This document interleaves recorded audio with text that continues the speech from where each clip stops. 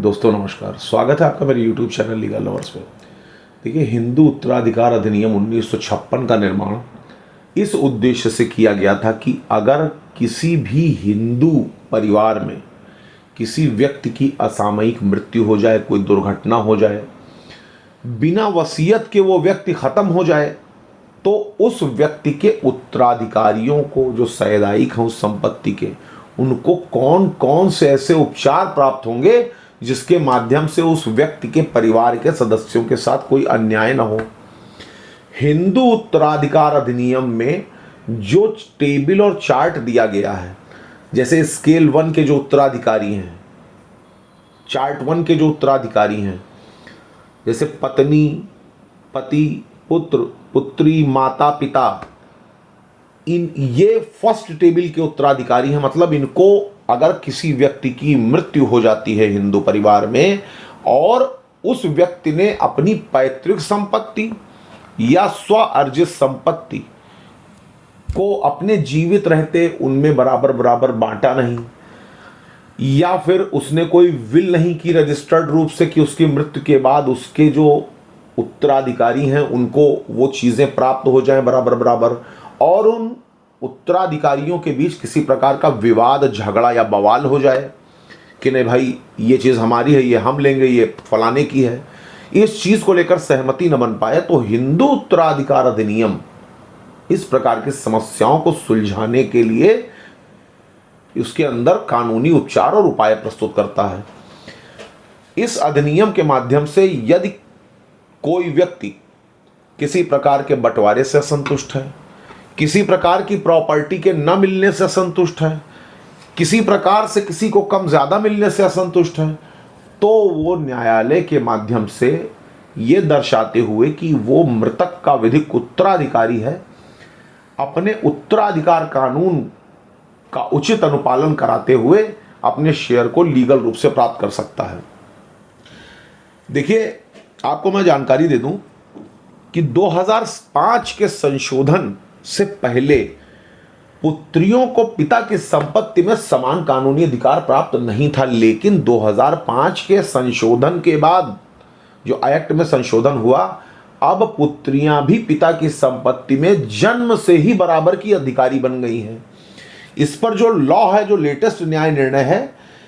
अंगाधी चंद्रन्ना बनाम शंकर, ये अप्रैल 2025 का निर्णय ऑनरेबल सुप्रीम कोर्ट का, जिसमें सुप्रीम कोर्ट ने यह स्पष्ट रूप से प्रावधानित कर दिया कि बेटियां भी पैतृक संपत्ति में पूर्ण सहदायिक यानी कि फुल्ली कोपार्टनर्स हैं। जन्म के साथ ही पुत्रियों को भी पुत्र के समान ही पिता की प्रॉपर्टी में बराबर का शेयर प्राप्त होने का नियम और कानून प्रावधानित कर दिया गया। और साथ ही साथ ये भी स्पष्ट किया गया कि पिता की मृत्यु चाहे 2005 के संशोधन से पहले ही क्यों ना हुई हो, तो भी ये लॉ पुत्रियों के ऊपर एप्लीकेबल होगा।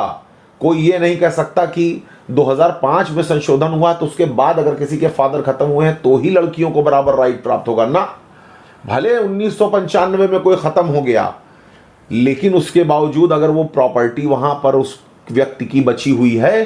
तो लड़की को, उस व्यक्ति की पुत्री को, भले ही वो विवाहित क्यों ना हो, भले ही उस लड़की की शादी क्यों ना हो गई हो, वो अपने पिता की संपत्ति में कोपार्टनर्स की भांति, सहदायिक की भांति, कोशेरर की भांति, उत्तराधिकारी की भांति आकर के मुकदमा करके वो संपत्ति में अपना हिस्सा प्राप्त कर सकती है। उसके लिए लीगल राइट उसको अवेल हो चुका है संशोधन के बाद। और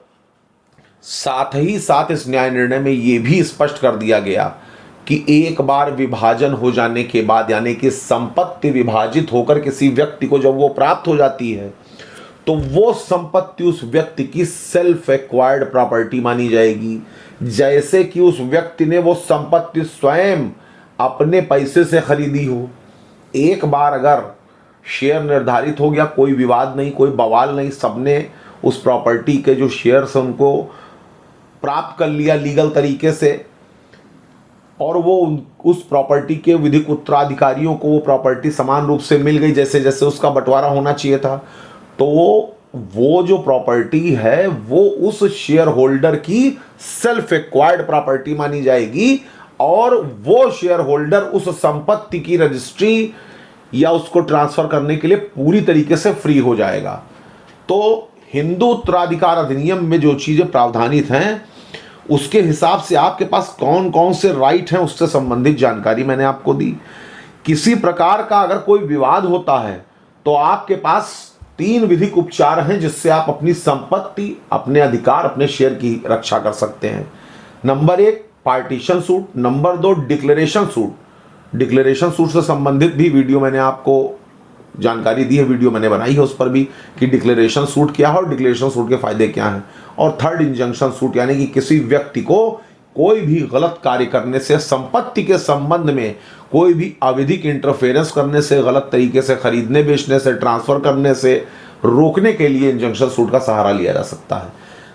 इन सारी चीज़ों को सही तरीके से एप्लीकेबल करने के लिए आपको एक विधिक व्यक्ति की, एक कानूनी सलाहकार की, एक लीगल सलाहकार की ज़रूरत होगी। एक अच्छा वकील सही तरीके से आपको न्याय दिलाने में ज़रूर आपकी मदद कर सकता है। इसलिए वकील की सलाह के बिना सिर्फ वीडियो देख करके ही सारा काम खुद मत करने लग जाना। ये जो भी चीज़ें मैंने आपको बताई हैं इनके अंदर कई टेक्निकल फिनोमिना रहते हैं, कई टेक्निकल चीज़ें रहती हैं जिसको एक लॉयर अच्छे तरीके से समझता है। इसलिए आप एक अधिवक्ता के माध्यम से न्याय प्राप्त कर सकते हैं। धन्यवाद।